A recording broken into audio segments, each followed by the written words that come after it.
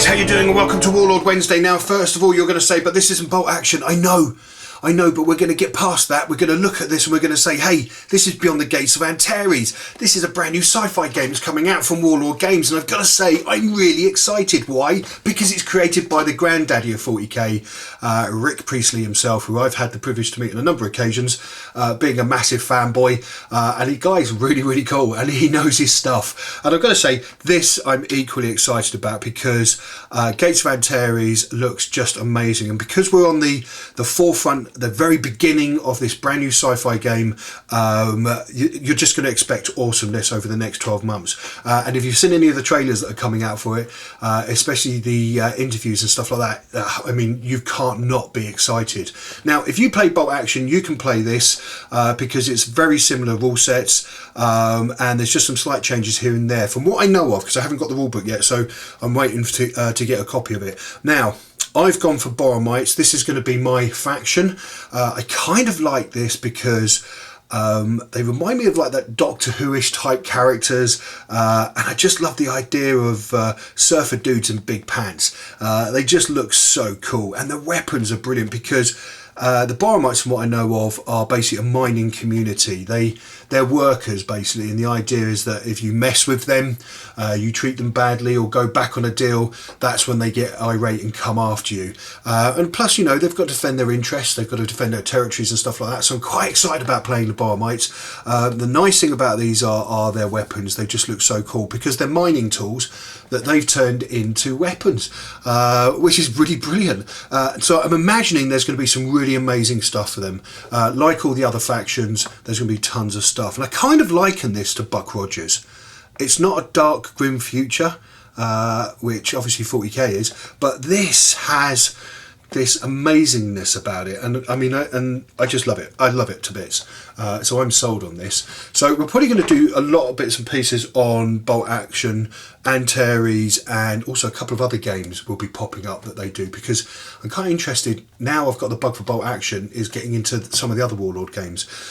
So let's have a look at this. Well, we've got beautiful box art as usual. It also comes with a white border, so I think this is the old packaging style, and then the new one's got like a white borders around there, from what I know of. And then we turn this over. On the back of the box we have a beautiful painted set of miniatures, so you can get your colour reference from if you want to copy that style. You've got information about the Boromites, genetically engineered and the distant past to enable them to undertake hard and physical tasks in alien hostile environments. Now that's what a kind of thing that I like about them. They're just so hardy. And then you've got like the contents, and then you get a dice with it on the back as well. So why don't we open this up and have a look at the contents, and I'll see you guys in a second. Okay guys, and welcome back. So here we have our opened box. Now as usual you get the new plastic bases, and they've got that slight lip to them, as you can see there, so you can put everything in the centre and have a nice clean base around the edges, and paint that up. And I kind of like those bases because they're kind of cool.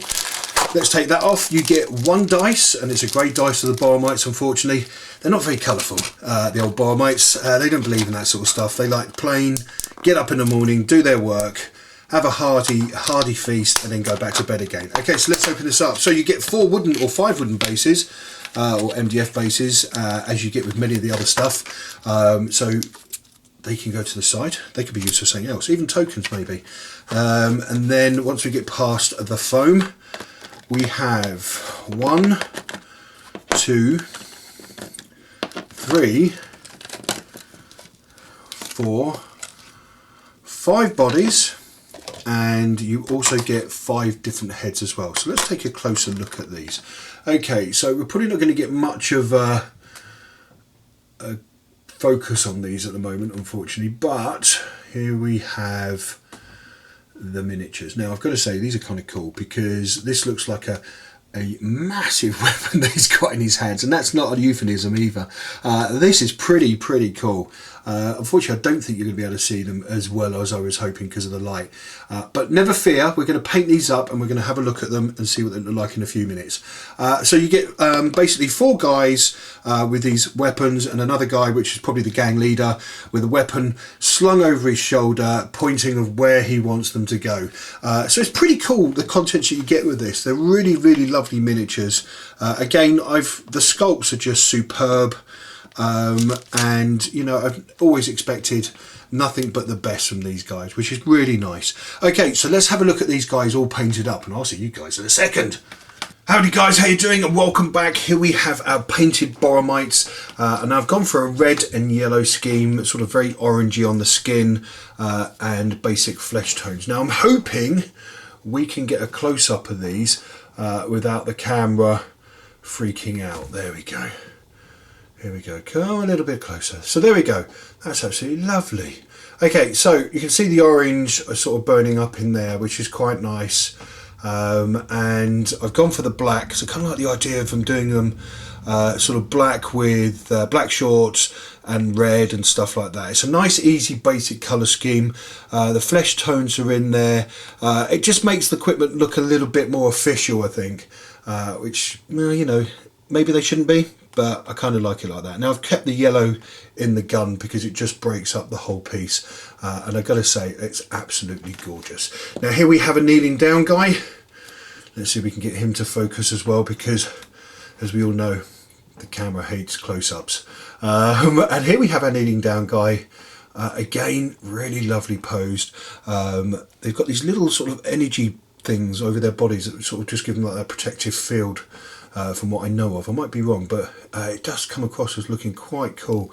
And he's got like a slit sort of like goggle thing, glasses thing, and it's nice because they've all got sort of different style heads, which really sort of bring it out, and they're completely different to some of the other gang fighters and stuff like that, and it looks so nice.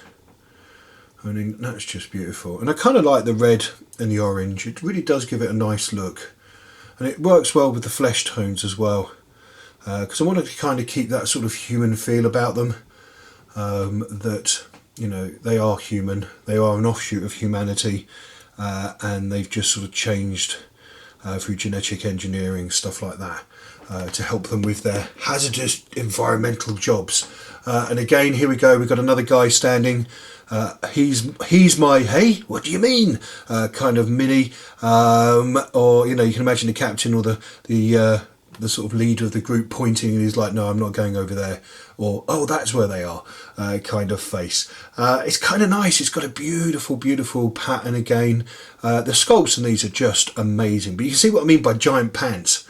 They got that sort of thing look, which is kind of cool, which is, I mean, that's a giant pair of pants, let's face it, and that's an awesome pair of pants. A man with a pair of pants like that, you're not going to argue with. And the nice thing about it is, again, flesh tones kept in. I mean, you can paint these however you like. I've seen like pink, I've seen like blue, grey, even someone's done theirs like a yellowy type colour skin, and it just looks phenomenal. And I think that's the nice thing about it, is because there's no sort of set in stone colour schemes like with chapters and stuff in 40k. It's new, it's fresh, you can do pretty much how you want it, which is pretty nice. But again, beautiful, beautiful minis. Now this is obviously the leader, pointing to where the enemy are, or over there's a big lump of rock that we need to mine. And that's generally how I'm going to play these guys. You're holding back our resources, you're stopping us from getting to our resources. I'm going to get them no matter what. So I'm kind of looking forward to seeing what else they come up with, because I know there's a lot of stuff out there for the Borromites at the moment, but I'm told that there's going to be some amazing pieces, and I should keep an eye out for future developments and releases, because I'm going to be blown away apparently. So this is absolutely beautiful. So if you haven't seen this, pop along to the Warlord website, check them out. I've got to say, you're in for a real treat. It's a brand new game that's been in development for a bit now, and it's out there. So, well, it's out there, I think, on the 7th, but you can start getting the miniatures now. So, guys, you be good, you be safe. I'm going to see you next week when we finish off doing our boat that we worked on last week, and you keep safe.